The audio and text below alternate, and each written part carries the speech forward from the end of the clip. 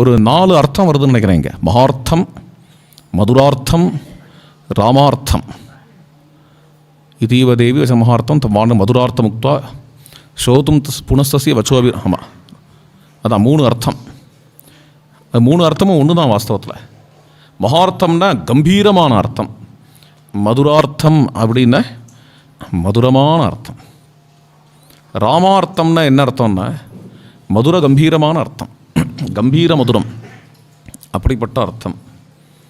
ராமனுக்காகங்கிற அர்த்தமும் வரும், ராமஹிதத்துக்காகங்கிற அர்த்தமும் வரும், ராமரை அர்த்தமாக கொண்ட வச்சனம் அப்படின்னு வரும், ராமரை லட்சியமாக கொண்ட வச்சனம்னு வரும். அப்பேற்பட்ட இந்த வச்சனங்களை சொன்ன சீதை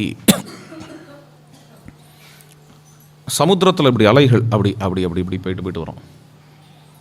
அப்படி போகிற அந்த அலைகள் வந்து ஒரு இடத்துல வந்து ஒரு இடத்துல வந்து அப்படி ஓஞ்சுது அப்படிங்கிற மாதிரி இந்த ஸ்லோகம் ஓயறது.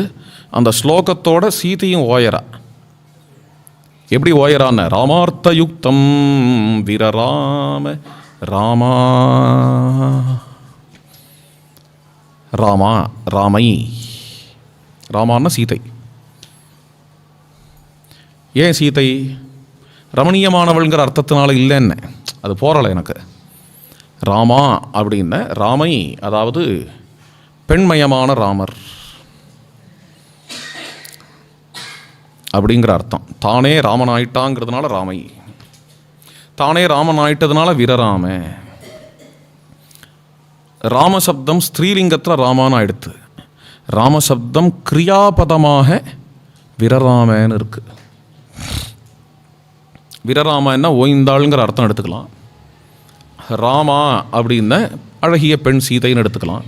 அழகிய பெண்மணியான சீதை ஓய்ந்தாள்னு அர்த்தம் பண்ணிட்டு போயிடலாம். ரொம்ப ஆழமான அர்த்தம் போகிறது. அது எப்படி சொல்கிறதுன்னு எனக்கு தெரியல, லாங்குவேஜில் போட முடியுமான்னு தெரியல எனக்கு. அது எப்படி சொல்லலாம் அப்படின்னு, அதாவது இந்த ராமை ராமனானாள் வீரராமங்கிறது,